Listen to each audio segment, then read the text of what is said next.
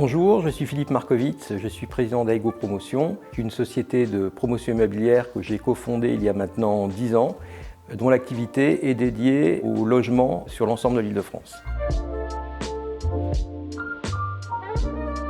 Aujourd'hui, je voudrais vous expliquer pourquoi on produit moins vite qu'avant.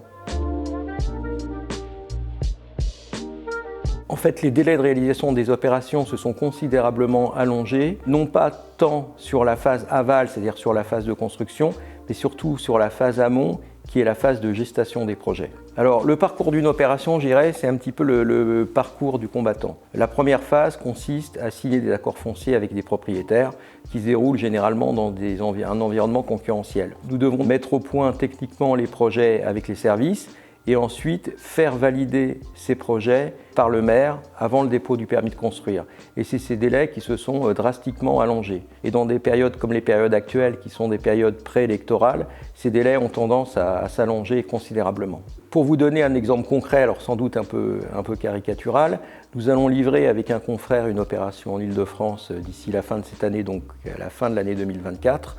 En fait, c'est une opération dont les premières promesses de vente ont été déposées en 2015. Sur les phases de chantier, nous connaissons également un rallongement des délais qui est dû à certains points très ponctuels, comme notamment l'intervention de plus en plus prégnante des services archéologiques ou la volonté de préserver certaines espèces. Et surtout, nous avons connu une période post-Covid très compliquée pour les entreprises. Un certain nombre d'entreprises ont repris le travail, ont repris leur chantier après le Covid, mais se sont trouvées considérablement fragilisées.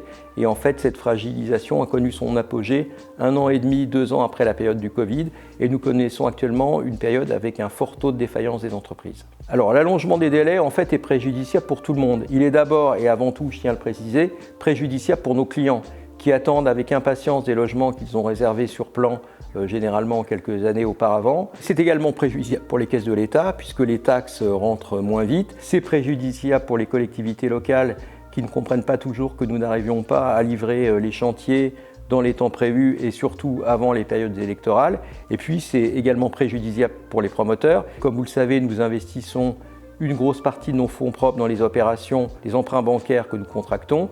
Et ces emprunts bancaires durent plus longtemps, donc nous coûtent plus cher en agio et nos fonds propres sont mobilisés dans les opérations. La conclusion, c'est la simplification des démarches administratives, sans doute, mais c'est surtout une responsabilisation accrue de tous les acteurs, c'est-à-dire les collectivités locales qui doivent nous accorder des permis de construire lorsque nos projets sont conformes au PLU, l'État dans le cadre des démarches, la simplification des démarches administratives et surtout une lutte accrue contre les recours abusifs, puisque je rappelle que généralement c'est devenu un sport national, donc on a quasiment des recours sur toutes les opérations et ça ralentit les opérations dans le meilleur des cas de 3 mois jusqu'à 18 mois lorsque nous devons aller devant le tribunal administratif.